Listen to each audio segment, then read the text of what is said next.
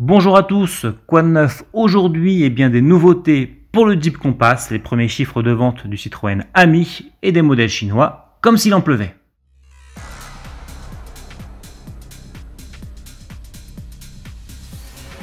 Petite mise à jour pour le Jeep Compass. Le SUV américain se refait une beauté à l'occasion de son millésime 2020. Extérieurement, les évolutions sont toutefois minimes avec seulement 5 nouvelles couleurs de carrosserie et 6 modèles de jantes inédits.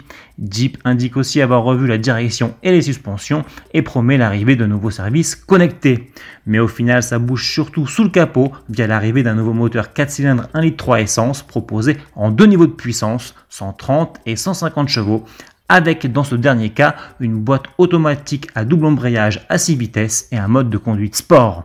Ce nouveau moteur est uniquement proposé en 2 roues motrices, lancement prévu en juin à partir de 29 500 €. Des versions à 4 roues motrices seront disponibles au second semestre avec la technologie hybride rechargeable pour des puissances de 190 et 240 chevaux.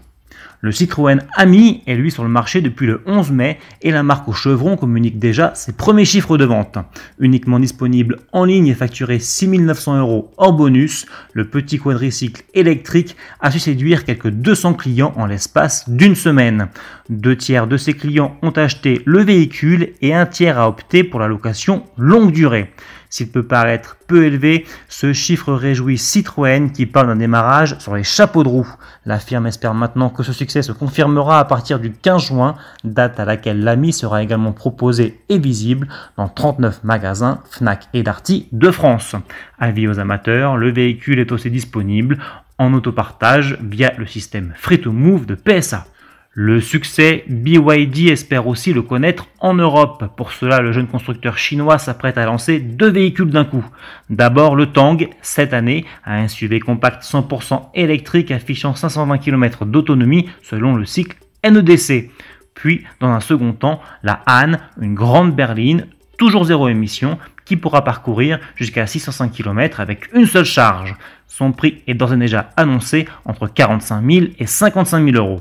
Le premier pays servi sera la Norvège, mais ces 2 modèles arriveront par la suite sur d'autres marchés européens et peut-être donc en France. Pour finir, bonne nouvelle, la marque MG pourrait revenir sur le segment qui a fait son succès dans les années 60, celui des roadsters. Le constructeur britannique et sa maison mère chinoise ont en effet dévoilé sur Facebook les premiers croquis du Cyberster, un concept qui semble préfigurer un futur petit cabriolet biplace électrique.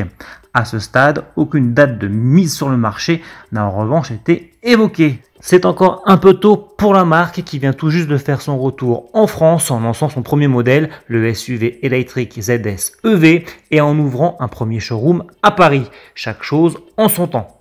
Salut!